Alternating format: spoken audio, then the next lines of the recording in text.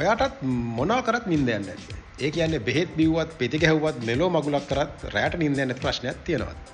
එහෙමනම් මෙන්න මේ සරල හැක් එක කරලා බලන්න. ඔය රැයට නිින්ද යන්නේ නැත්තේ සමහරලාට අපේ කෝටිසෝල් රෙස්පොන්ස් එක නැත්නම් අපේ ස්ට්‍රෙස් රෙස්පොන්ස් එකක හින්දා වෙන්න පුළුවන්.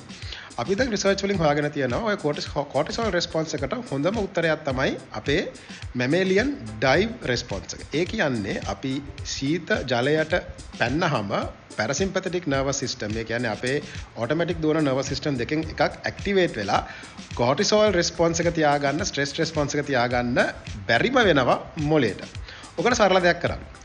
අත් දෙකේ අයිස් කැට දෙකක් නිදාගන්න කලින් අත් දෙකේ අයිස් කැට දෙකක් අල්ලේ තප්පර 45ක් අල්ලන් ඉන්න.